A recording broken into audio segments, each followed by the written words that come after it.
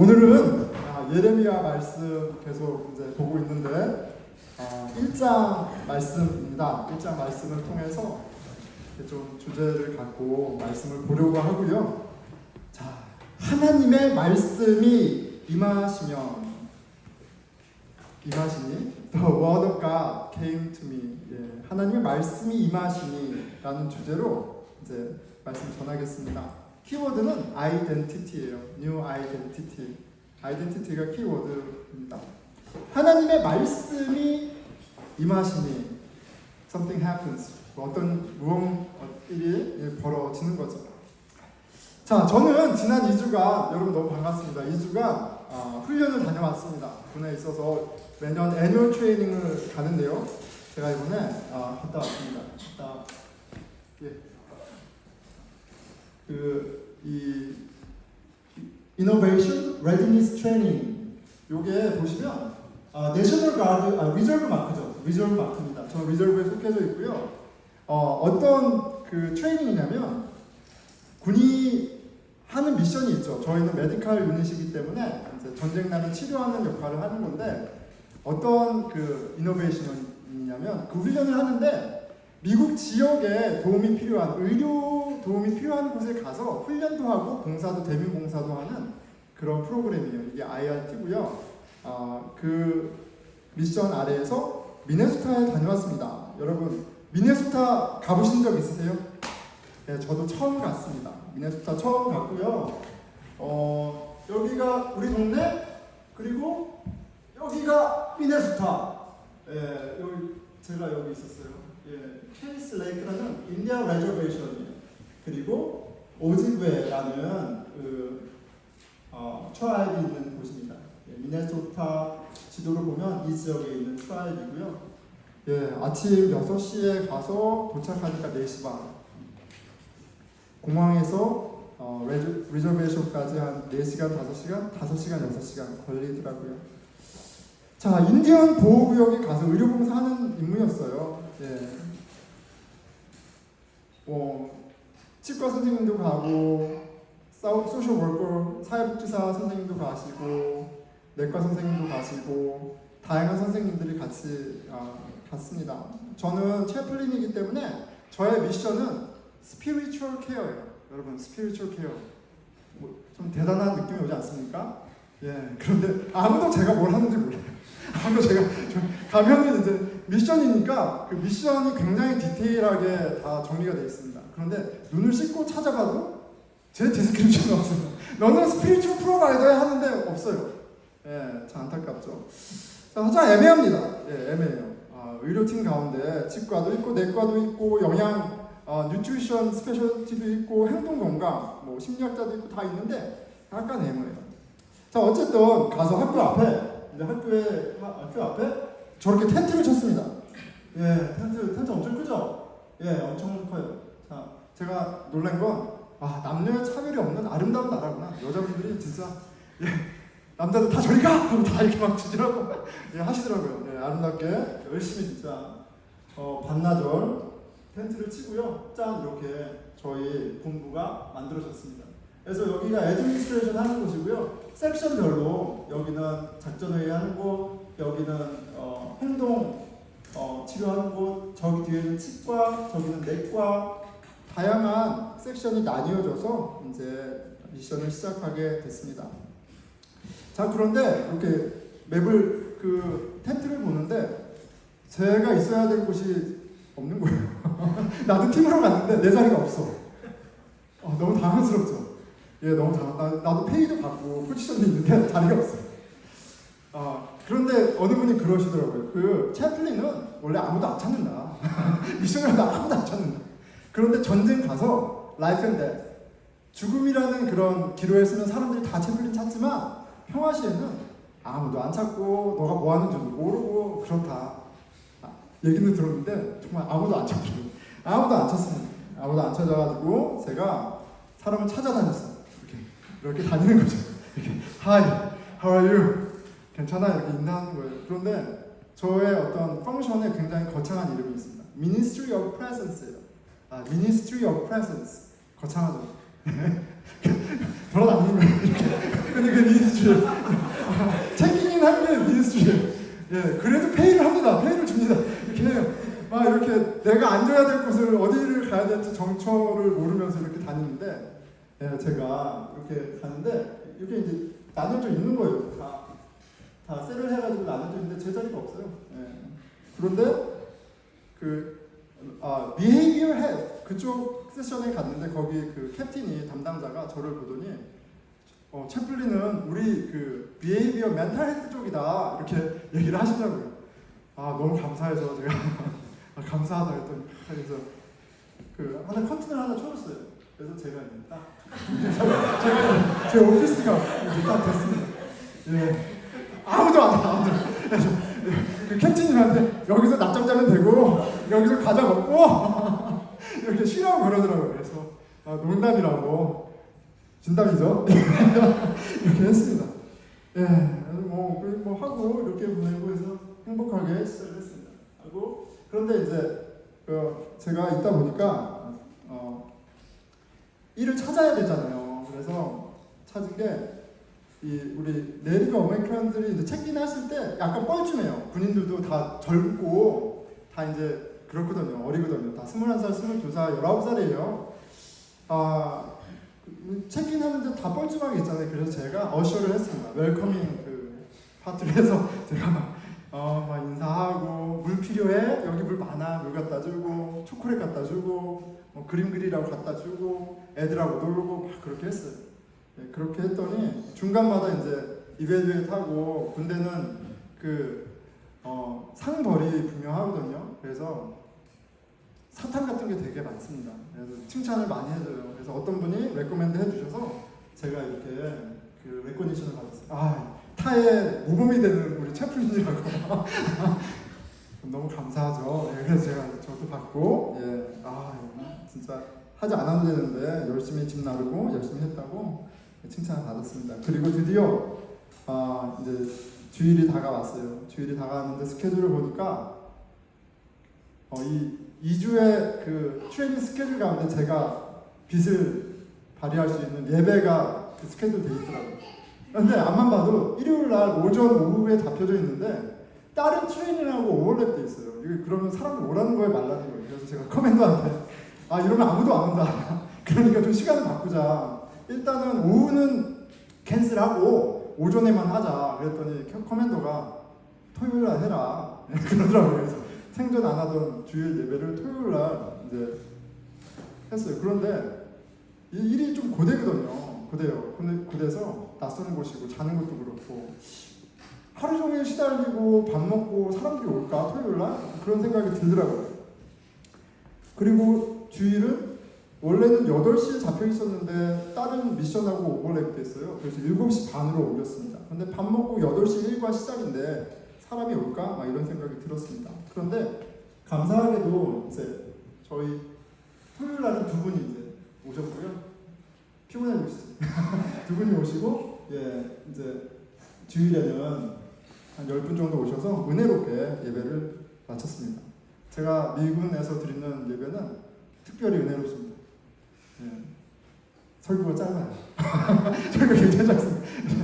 짧고 굉장히 은혜 있게 임팩트 있게 들었습니다. 저는 저 예배를 드리고 얼마나 행복했겠어요. 내가 이제 할 거 다 했다. 이제 그 마음이 한편으로는 가벼웠는데 그런데 사실 제가 마음이 가볍지가 않았어요. 이렇게 이제 전반부에 있는데 제가 마음이 굉장히 좀 힘들었습니다. 왜냐면 병원은 원래 아픈 분들이 오시는 거죠. 아픈 분들이 오는 건데 이렇게 병원 찾아오시는 분들이 너무 아파 보이는 거예요. 그냥 이렇게 이빨 고치러 오고 뭐 약 타러 오는 그 정도가 아니라 너무 지쳐있고 또 몸이 너무 비대하고 아이들이 같이 왔는데 아이들이 너무 정신이 없고 아이들의 옷은 언제 빨았는지 모를 정도로 너무 혼색이 남루하고 애들은 온몸이 다 시커매요. 발바닥도 시커멓고 이거는 어디서 사는 건지도 모르겠고 이 아이들을 보니까 너무 마음이 신나는 거예요. 아니 아이들이 이렇게 방치돼서 살아도 되는 거야? 아이들하고 인터랙트를 하잖아요. 같이 그림도 그리고 숫자도 맞추고 하는데 저는 아이들이 13살, 9살, 6살, 3살이 있습니다. 저희 아이들하고 비교가 되는 거예요. 9살짜리를 만나면 10살짜리를 만나면 하는데 아이들이 너무 느려요. 인지도 그렇고 제 영어 때문에 그런데 어쨌든 인지도 느리고 하여간 쉽지 않습니다. 그런 거 보면서 너무 답답한 거예요. 그러면서 또 이제 브리핑을 통해서 알게 되는 게 이 인디안 지역에 사시는 분들이 마약 중독이라든지 패밀리 어뷰즈가 너무 많아요. 그래서 다 브로큰이고요. 다 상황이 참 문제가 많습니다. 그러니까 이런 생각이 드는 거죠. 아니 이렇게 한 번 왔다 가는 게 도대체 무슨 의미가 있을까? 이런 생각이 드니까 마음이 무거웠습니다. 과연 이곳에 소망이 있는가? 이런 생각을 하니까 마음이 너무 우울해졌어요. 그렇게 이제 첫 주를 보낸 거죠. 그런데 둘째 주가 지나고 미션이 끝나가는 시점에 한 금요일 정도 되겠죠. 목요일 밤쯤 되겠죠. 설교 준비하고 돌아보면서 제가 그렇게 좀 마음이 낙심되고 우울하고 참 무력하고 그랬던 마음이었는데 근데 그때 그 마음이 없더라고요. 그래서 왜 이런 마음이 없지? 그런 마음이 지난주에 많았는데 왜 없지? 돌아보니까 이런 생각이 들었어요. 내 기준으로 내가 보는 그때 그 모습으로 내가 이분들의 삶을 판단했었구나. 내 자신이 참으로 교만하고 무지했다라는 생각이 들어서 오히려 부끄럽기까지 했습니다. 근데 이렇게 생각이 드는 건요, 제가 그 두 번째 주에 실은 많은 일이 있었어요. 그 안에서 많은 일이 있었습니다. 제 마음의 변화가 생긴 이유가 있었어요.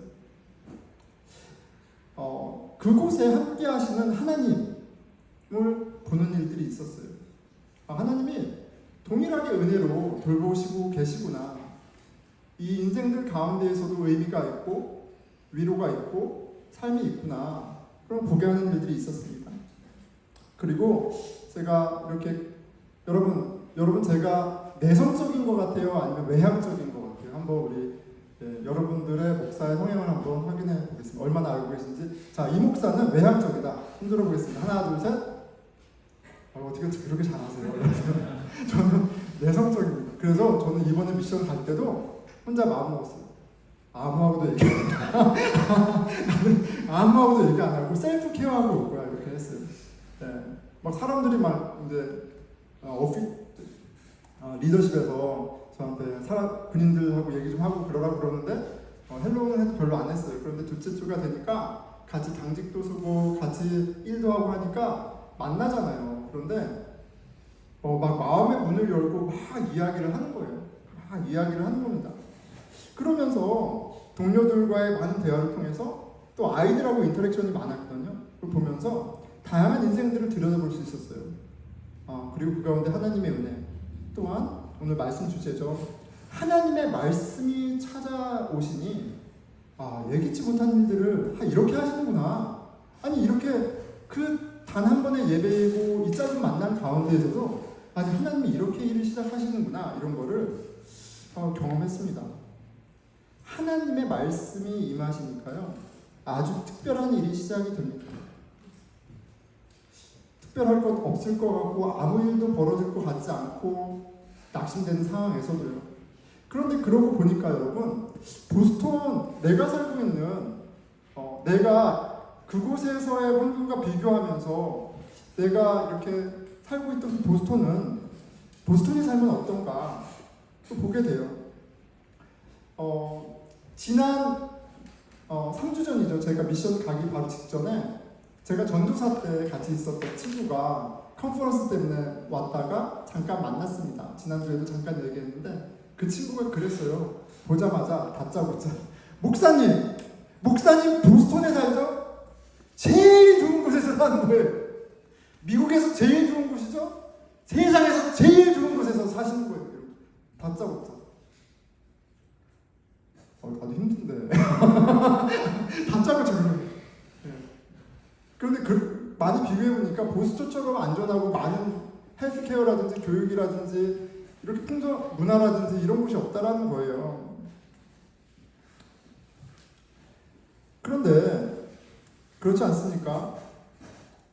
천국이어야 하는데 그렇게 좋은 곳이라면 미국 넘버원이 아니라 세계 넘버원이라면 그러면 그냥 좋아야 되잖아요. 그런데 오히려 광야를 산다고 느끼는 사람들이 여러분 굉장히 많습니다. 외롭고요, 괴롭고요, 먹고 살기 급급하고요, 육신의 만족을 위해서 살기 급급한 영혼의 모습, 우리 안에서, 우리 주위에서 너무나 많이 봅니다.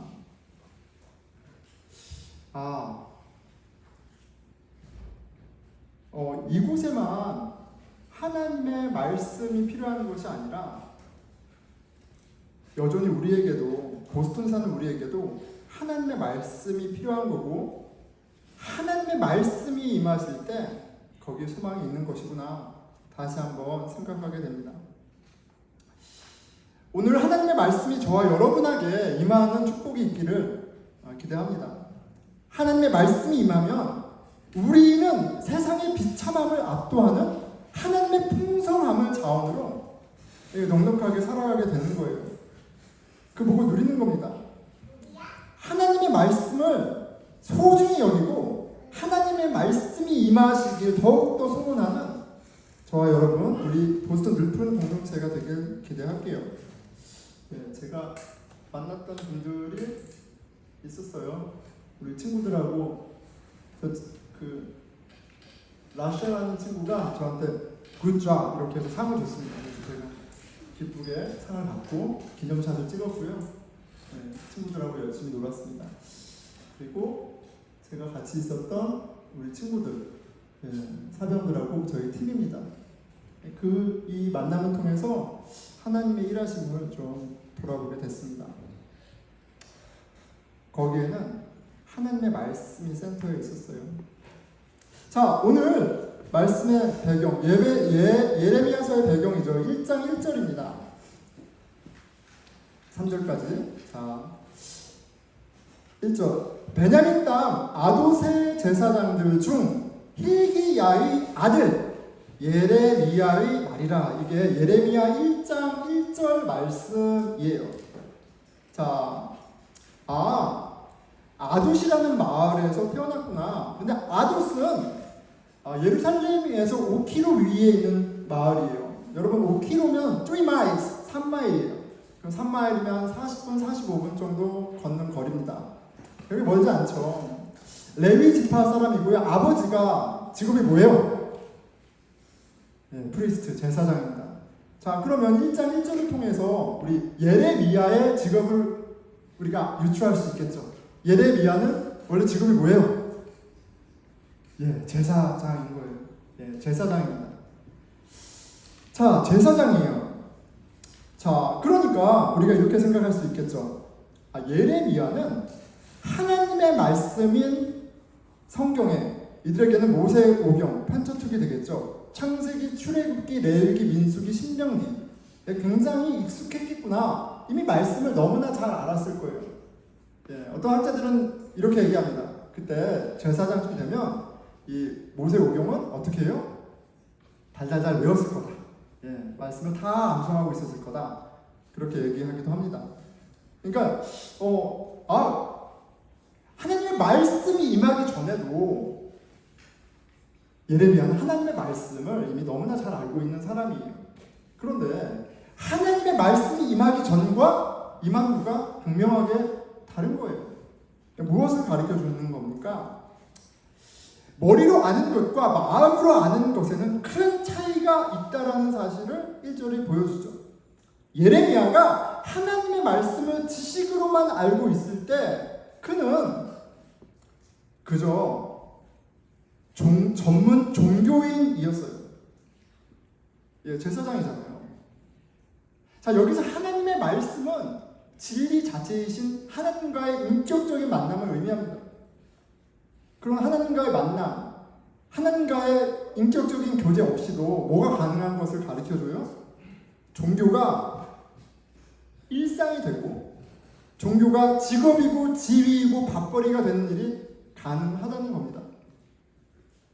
하나님과의 인격적인 관계가 없이도 종교인으로 사는 것은 가능해요. 매주 교회를 다니고 교회에서 봉사하고 많은 일을 하는 거 하나님의 말씀이 임하는 것과 하나님과 인격적인 관계를 맺는 것과 상관없이 일어나는 일입니다. 자, 그랬던 예레미야에게 하나님의 말씀이 임하시는 사건이 있는 거예요. 2절이죠. 이문의 아들 유다 왕 요시야가 다스린 지 13년에 여호와의 말씀이 예레미야에게 임하였고, 3절 요시야의 아들 유다의 왕 여호야김 시대로부터 요시야의 아들 유다의 왕 시드기야의 11년 말까지 곧 5월에 예루살렘이 사로잡혀 가기까지 임하니라. 자, 언급된 세 왕은 남유다 왕국의 마지막 왕들이에요. 예루살렘이 사로잡혀 가기까지, 바벨론에 의해서 남유다가 망하기 전까지 임하니라. 하나님의 말씀이 그와 함께 했습니다. 그러니까 예레미야는 어떤 시대를 사는 겁니까? 남유다가 번영하고 흥황하고 걱정이 없는 그런 시대를 사는 것이 아니라 남유다가 내리막길을 걷는 모든 것이 불확실한 그런 시대를 살았고요. 그리고 그는 바벨론 제국에 의해 남유다가 조국이 처참하게 망해져가는 전 과정을 목도했습니다. 자, 여러분, 예레미야 시대의 사람들은 어떤 종교 생활을 했을까요? 그들도 예배를 드렸습니다. 성전에서 제사 지내고요. 화목제, 속건제 다 드리고요. 제사장도 있었고요. 율법도 있었고요. 다 있었습니다.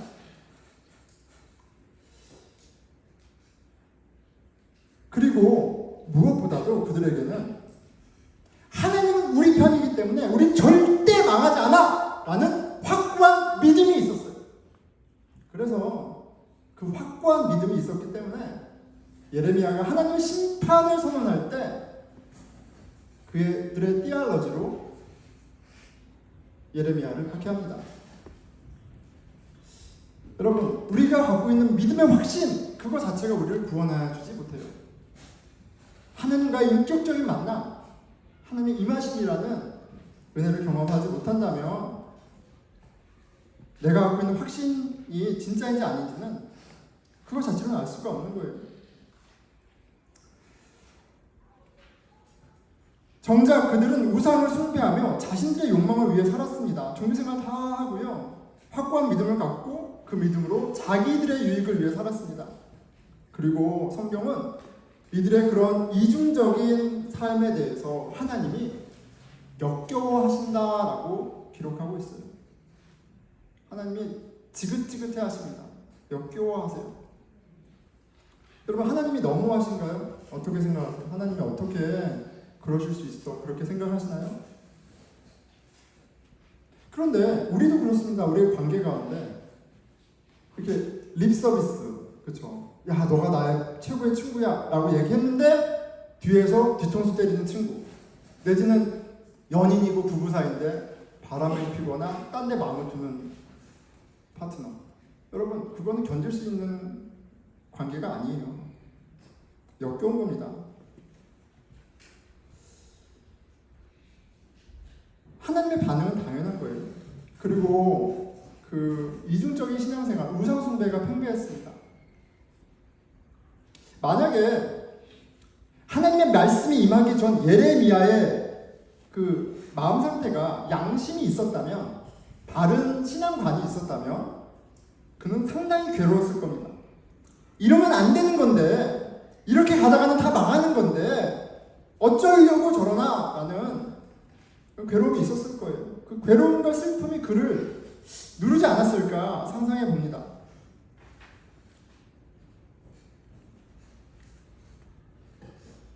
그런데 상상이죠. 정말 그렇게 괴로워했을지 안 했을지는 성경이 그렇게 하나님의 말씀이 임하기 전에 예레미야에 대해서 그렇게 나와 있지는 않습니다.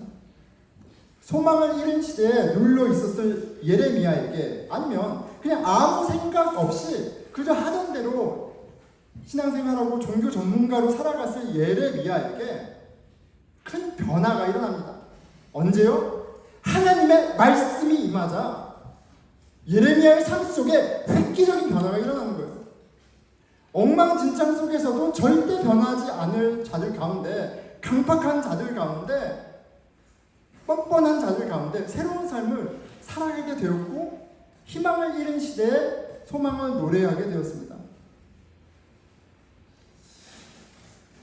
예레미야서를 우리가 같이 묵상하면서 조국이 멸망하는 현실을 마주하면서도 그 절망의 시대 속에 하나님의 사람으로 하나님의 소리로 살아간 선지자를 만나게 되죠. 다 오른쪽으로 가는데 왼쪽 가는 건 쉬운 일 아닙니다. 거의 불가능한 일이에요. 대단한 일입니다. 하지만 무엇보다도 역사의 주관자요 심판자이신 여호와 하나님을 우리가 보게 돼요. 하나님은 전능자이시며 하나님에게만 소망이 있다는 사실을 보게 됩니다. 이 모든 진리를 우리는 예레미야를 통해 보게 되는 거예요. 그리고 무엇보다도, 진짜 무엇보다도 예레미야가 진리를 알고 진리를 선포하며 진리를 살아갈 수 있었던 것은 그에게 좋은 환경과 그에게 바른 신앙관과 지식과 그런 것들이 있어서가 아니라 성경이 보여준 바는 뭐예요? 하나님의 말씀이 임하였기 때문에 가능했다는 거예요. 자, 여러분, 저와 여러분은 어떻습니까? 우리 다 열이면 열, 백이면 백, 다 다양한 배경과 다 다양한 신앙생활을 해오며 살았어요. 저와 여러분에게는 하나님의 말씀이 임하시는 그런 신비가, 그런 경험이 있었습니까? 오늘 있습니까? 그 놀라움으로 매일매일 살아가고 있습니까? 하나님의 말씀이 우리에게 임했다면, 하나님이 말씀하시는 그 바가 우리에게 진리라면, 오늘 우리 모두는 예수 그리스도 안에서 왕같은 제사장 선지자입니다. 아멘. 자, 하나님의 말씀이 임하시니까 예레미야가 새로운 정체성을, 뉴 아이덴티티를 갖게 됩니다. 하나님의 말씀은 내가 누구인지, 내가 왜 태어났는지를 가르쳐 주세요. 5절이죠. 내가 너를 모태에서 짓기 전에 너를 알았고, 내가 배에서 나오기 전에 너를 성별하였고, 너를 여러 나라의 선지자로 세우노라. 여러분, 언제 예레미야를 선지자로, 하나님의 대언자로 세웠어요? 신학교 졸업하고 사역하고 헌신하고 많은 것들을 한 것을 보고 부인하신 게 아니라 뭐라고 얘기하세요? 내가 너를 선택한 것은 너가 너의 엄마 뱃속에 있을 때가 아니야. 심지어 너가 너의 엄마 뱃속에 있기도 전에 내가 너를 알았고 내가 너를 선택했어. 예레미야가 하나님의 선지자라는 새로운 아이덴티티를 갖게 되는데 예레미야가 한 것은 없습니다. 하나님의 선택이었고 하나님의 전적인 은혜였어요. 5절은 그가 하나님의 전적인 은혜로 선지자가 되었을 뿐만 아니라 그의 존재는 누구의 것이라는 거예요? 하나님의 것이라는 거예요. 그리고 이 새로운 정체성이 바로 예레미야가 태어난 삶의 목적이기도 합니다. 자, 그런데 이 새로운 정체성은 사실 예레미야에게만 주신 선물이 아니에요. 예레미야에게만 주신 게 아니라는 것을 좀 주목해야 합니다. 일찍이 하나님께서 이스라엘을 애굽에서 구원하셨을 때, 그리고 그들이 시내산에 당도했을 때 하나님의 말씀이 모세에게 임하셨죠. 그래서 하나님이 모세를 통해서 말씀하십니다. 출애굽기 19장 6절이에요. 너희가 내게 대하여 제사장 나라가 되며 거룩한 백성이 되리라. 너는 이 말을 이스라엘 자손에게 전할지니라. 애굽의 노예였던, 노예 신분이었던 이들을 전능의 손이신 하나님이 구원하셔서 당신의 백성 삼으시면서 새로운 정체성을 주세요. 거룩한 제사장, 거룩한 백성이라는 새로운 정체성을 주세요. 주셨어요, 이미. 실은 이스라엘 백성이라면, 이스라엘 자손이라면 이미 다 이 새로운 정체성을 갖고 있는 겁니다. 여호와 하나님의 제사장이에요. 그러니까 본질적으로 원래 정체성은 차이가 없는 거예요. 그런데 이스라엘 백성과, 당시 이스라엘 백성과 예레미야가 본질적으로 달라지는 건 다른 게 아닙니다. 한 사람은 종교가 이스라엘 백성에게 종교가 그들의 먹고 사는 그들의 삶을 위한 도구였다면, 하나님의 말씀이 그들의 도구였다면, 예레미야에게는 하나님의 말씀이 그의 삶을 이끌어가고 주장하는 주인이었어요. 능력이었어요. 그 차이입니다.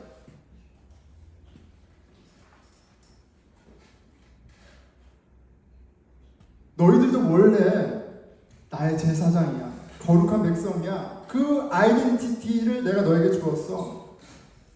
이 사실을 예수님 하나님께서 확인해 주세요. 2장 1절이죠. 여호와의 말씀이 내게 임하니라 이르시되 가서 예루살렘이 귀에 외칠지니라, 귀에 외칠지니라. 여호와께서 이와 같이 말씀하시기를 내가 너를 위하여 내 청년의 때의 인애와 내 신혼의 때의 사랑을 기억하나니 곧 씨 뿌리지 못할 땅 그 광야에서 나를 따랐음이니라. 내가 그 광야에서, 시내산에서부터 그 광야의 여정 가운데 너가 나에게 신부였어. 이렇게 이야기해 주시는 거예요. 3절. 이스라엘은 여호와를 위한 성물, 곧 그의 소산 중 첫 열매니, 원래 이스라엘 백성이 하나님의 소유입니다. 소산의 첫 열매는 하나님의 것이에요. 이것이 이스라엘의 원래 정체성이에요. 우리는 성경을 통해 하나님의 말씀을 만납니다. 하나님의 말씀이 우리 가운데 찾아오세요.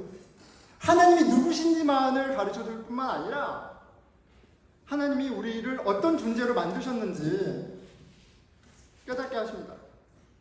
예수 그리스도 안에 새로운 정체성이 무엇인지 알게 됩니다. 여러분 어떻습니까? 여러분은 누구세요? 여러분의 가치를 정하는 찐 정체성이 무엇입니까? 하나님의 말씀은 예수 그리스도 안에 우리를 향하신 하나님의 뜻이 무엇인지 분명히 가르쳐줍니다. 에베소서 1장 4절입니다. 곧 창세 전에 그리스도 안에서 우리를 택하사 우리로 사랑 안에서 그 앞에 거룩하고 흠이 없게 하시려고. 예레미야에게 하신 말씀보다도 더 가죠. 내가 너를 선택했는데 너가 엄마 뱃속에 있을 때가 아니라, 아니 엄마 뱃속에서 나기 전에가 아니라 어디까지 거슬러 올라가죠? 내가 이 우주를 창조하기 전에 내가 너를 알았고 너를 선택했다라고 얘기하세요. 이 하나님의 말씀이 믿어지는 그런 은혜가 있습니까? 그렇다면 에베소서 1장 5절에서 말씀하시는 하나님이 주시는 정체성이 우리의 정체성이 되는 게 맞습니다. 그 기쁘신 뜻대로 우리를 예정하사 예수 그리스도로 말미암아 자기의 아들들이 되게 하셨으니, 여기서 아들들은 남자 여자 젠더의 디퍼런스가 아니라 인헤리터, 상속자라는 의미예요. 하나님의 자녀가 되게 하셨어요. 이 새로운 정체성을 그리스도 안에서 우리에게 주셨습니다. 고린도후서 5장 17절이죠. 그런즉 누구든지 그리스도 안에 있으면 새로운 피조물이라, 이전 것은 지나갔으니 보라 새 것이 되었도다. If anyone is in Christ, new creation. 누구든지 예수 그리스도 안에 있다면 우리는 새로운 피조물, 하나님의 자녀입니다. 하나님의 말씀이 임하시니 예레미야의 마음에 새로운 정체성이 새겨집니다. 예레미야는 상황에 속박되어 먹고 사는 것에 급급한 종교인이 아니라 하나님의 뜻이 이 땅 가운데 이루어지는 살아있는 신앙인이요 선택받은 선지자로 살았습니다. 하나님의 말씀이 오늘 우리에게 동일하게 일하십니다. 하나님의 말씀이 우리에게 임할 때 우리가 누구인지 가르쳐 주시고, 그리고 하나님 자녀답게 살아갈 수 있는 능력과 지혜를 더해주세요. 베드로전서 2장 9절입니다. 그러나 너희는 택하신 족속이요 왕같은 제사장들이요 거룩한 나라요 그의 소유가 된 백성이니 이는 너희를 어두운 데서 불러내어 그의 기이한 빛에 들어가게 하시니에 아름다운 덕을 선포하게 하려 하시니라. 예수님은 당신을 따른 제자들에게 이렇게 말씀하셨습니다. 마태복음 5장 14절이에요. 너희는 세상의 빛이라 산 위에 있는 동네가 숨기지 못할 것이요. 여러분, 하나님이 우리에게 주신 예수 그리스도 안에서 예수 그리스도를 통해서 예수 그리스도로 말미암아 주신 이 새로운 정체성, 여러분들의 정체성이 되었습니까? 예레미야를 통해서 확인하게 되는 것은 우리가 성경의 지식을 많이 아는 것, 종교생활을 오래 했다는 것이 되는 것이 아니라 하나님의 말씀이 임해야만 해요. 하나님의 말씀이 믿겨져야 돼요. 하나님의 말씀이 우리 가운데 일하셔야만 합니다. 그때 새로운 정체성을 갖게 되는 거예요. 세상 그 무엇도 흔들 수 없는, 세상 그 무엇과도 비교할 수 없는 존귀한 존재, 어둠의 세상을 비추는 빛과 같은 존재, 세상의 노예가 아니라 세상의 주인인 하나님의 자녀. 하나님의 말씀이 임하실 때 가능한 거예요. 하나님의 말씀이 임하시면, 그러니까 쉽게 얘기하면 정체성 문제가 해결됩니다. 내가 누구인가? 라는 질문에 대한 답을 찾게 되는 거예요. 여러분, 이 아이덴티티 이슈가요, 굉장히 우리 삶 가운데 큰 이슈입니다. 우리 아이들이 여기에서 태어난 한국인이어서 내가 미국인인지 한국인인지 이런 것으로 고민하는 차원이 아니라, 여러분, 왜 남자들이 중년이 되면 위기가 찾아오고 어머니들이 아이들을 학교를 보내면 또 위기가 찾아옵니까? 그런다잖아요. 나는 누구고 내가 여기서 뭘 하지? 내가 누굴 위해서 이렇게 열심히 살고 하지? 남자나 여자나 누구나 모든 인생이 다 그 질문을 합니다. 내가 누군가에 대한 질문에 대한 답을 찾는 것이 인생의 여정이기도 해요. 그런데 신앙은 뭐예요? 그 답을 선물로 받는 거예요. 알게 되는 거예요. 제가 이렇게 고등학교에서 지냈습니다. 클래스룸을 이렇게 구역을 나눠서 그 그룹들이 잤어요. 근데 저도 이제 같이 어쨌든 오피서니까 장교니까 장교들하고 있는데 다 소령, 중령, 뭐 메이저, 리eutenant 커널 이 정도 되시는 분들이에요. 그런데 시빌리언 잡은 다 의사예요. 네, 내과 의사, 마취과 의사, 뭐 치과 의사, 다 의사분들이세요. 의사하고 변호사하고 목사는 다이렉트 커미션이라고 해서 경력대로 그 프로페션 인정받고 장교로 들어옵니다. 그래서 들어가면 대위랑 소령 다 주고 들어가요. 네. 가서 만났는데 이 계급 보면은 주눅들거든요, 좀. 근데 제가 막내예요, 거기에. 그런데 조금 지나다 보니까 다 너무 친구가 되더라고요. 그래서 야, 우리가 무슨 군인이야, 막 이러면서 막 너무 이렇게 하게. 그리고 서로 알아가는데 정말 번듯하고 부족할 것이 없어 보이는 그런 분들이 다 이혼하시더라고요. 다 이혼하셨어요. 한 명 빼고. 그리고 우리랑 똑같아요. 고민하는 게 자녀 문제, 말을 도통 안 듣는 자녀들 문제, 삶의 문제, 다 똑같습니다. 정체성 문제를 해결하지 못하면 우리의 외로움과 갈등에 대한 답이 없어요. 하나님의 말씀은, 여러분, 하나님의 말씀은 우리가 누구인지를 궁극적으로 우리가 누구인지를 깨닫게 하는 놀라운 선물이에요. 그리고 하나님은 세 가지 길을 통해서 우리의 마음을 두드리세요. 첫째, 하나님의 말씀이에요. 둘째, 하나님께 기도. 셋째, 하나님의 교회입니다. 말씀과 기도, 교회가 얼마나 소중한지, 내 인생의 존재에 어떤 영향을 미치는지, 내 관계에, 내 아이들의 장래에 얼마나 큰 가치가 있는지 꼭 기억하시기 바랍니다. 말씀을 맺을게요. 자, 지난 2주가 미네소타라는 딴 세상에서, 정말 딴 세상이죠. 저는 미네소타가 실은 어디 있는지도 몰랐습니다. 부끄럽지만 제가 군인으로 2주 풀리 군인으로 살았습니다. 한 60여 명 같이 갔죠. 다 군복을 입고 있으니까 다 똑같은 군인입니다. 다 똑같은 군인인데 정말 다르고 정말 다양한 배경을 가진 사람들을 만나고 왔습니다. 알아보니까 배경이 나오잖아요.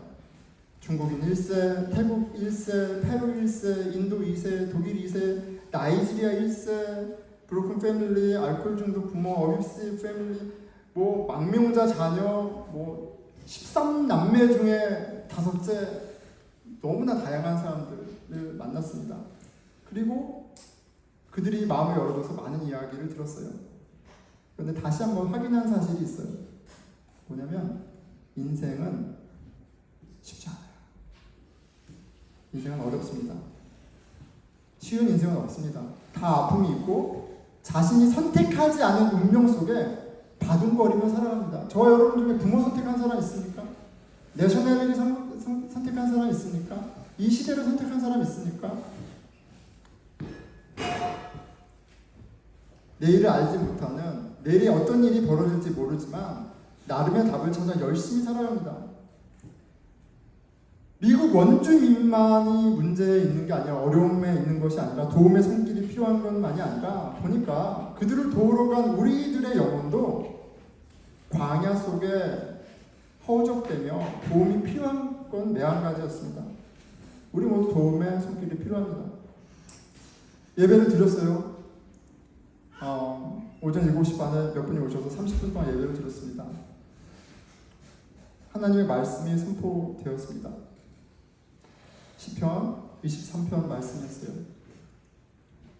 여러분 잠깐 눈을 감아보세요. 잘 들어보세요.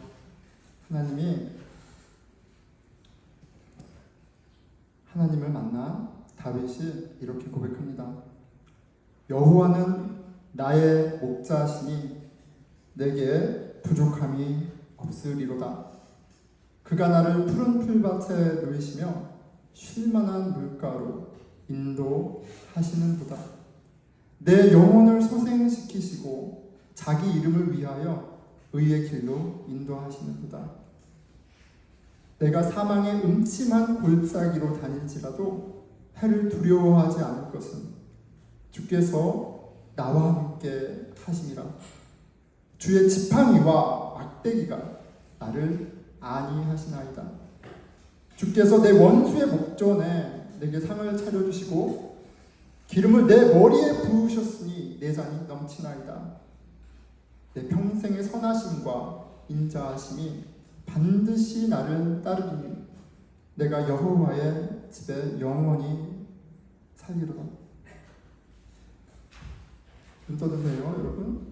하나님의 말씀이 임하자 내가 누구인지 깨닫습니다. 나는 하나님의 소유된 양이요, 하나님의 자녀이구나. 여호와 하나님의 말씀이 임하니까 하나님을 알고자 하는 디자이어가, 소원이 생깁니다. 전혀 예상하지 못했어요.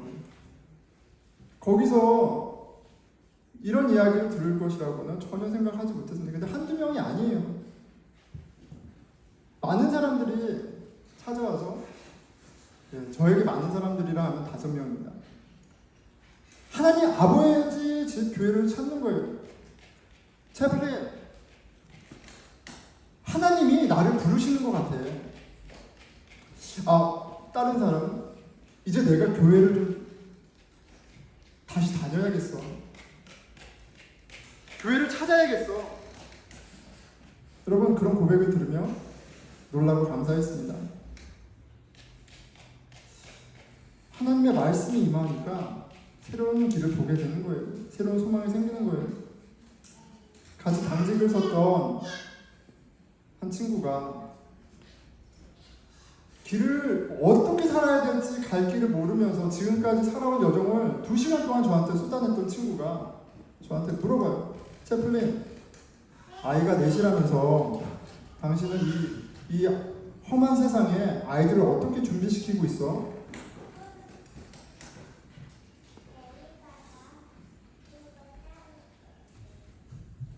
내가 해주기 원하는 것은 단 한 가지야.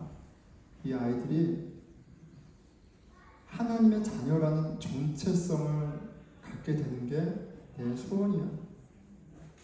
그 소원을 갖고 같이 교회에 나가고 신앙생활을 하고 함께 하나님의 말씀을 읽고 하나님께 함께 기도하는 거예요. 내 아이들이 하나님의 자녀라는 것을 깨달으면, 하나님이 말씀이 임하여서 그걸 깨달으면, 나는 이 아이들이 어디에서 무엇을 하든 상관없어. 다 된 거예요.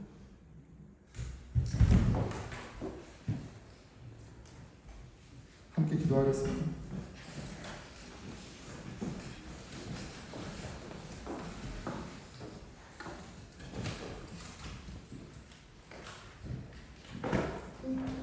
저와 여러분은 누구로 살아가고 있습니까? 아무개의 엄마, 아무개의 아빠, 어떤 직업을 가진 아무개, 무엇을 갖고 있는 누군가, 죽음 앞에, 알 수 없는 내일 앞에 아무 힘도 쓰지 못하는 그런 우상들을 붙잡으며 살아가고 있지 않습니까?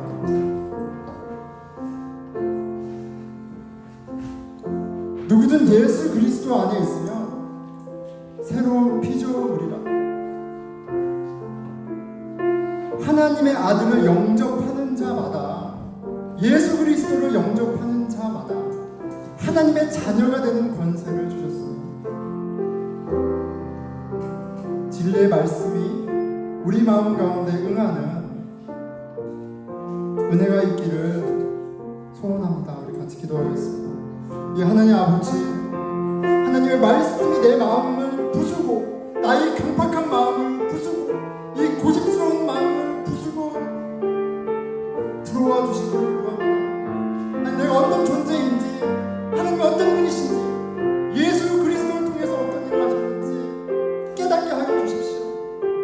다른 것이 나의 자랑이 되는 것이 아니라 아버지, 복음이, 하나님의 자녀됨이 나에게 소망이 되고, 아버지 주님, 평강이 되고 기쁨이 될 수 있도록 성령 역사하여 주십시오. 네, 우리 공동체를 위해서 기도하겠습니다. 배경도 다 다르고, 직업도 다 다르고, 학교도 다 다르고, 너무나 다 다릅니다.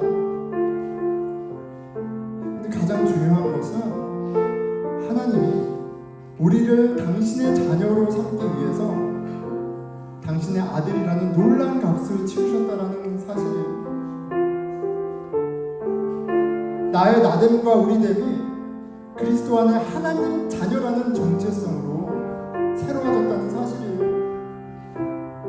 세상의 것을 자랑하고 비교하고 그런 어둠의 자식 같은 모습이 아니라 진리 안에 하나님의 말씀이 가르쳐 주신 그 새로운 정체성으로 나도 살아가고 너도 살아가고 함께 살아가는 진리의 공동체 되게 해주십시오. 우리 같이 기도하겠습니다. 기도합시다. 이 하나님 아버지, 주님, 그리스도 안에 하나님 자녀 되었음을 믿게 하여 주시고, 하나님 자녀다운 삶을 깨달아 알게 하시고, 그렇게 서로 격려하고 믿음이 자라나는 일, 우리 만나는 모든 순간순간 가운데, 예배 가운데, 찬양 가운데, 모든 모임 가운데 이루어지게 하여 주시옵소서.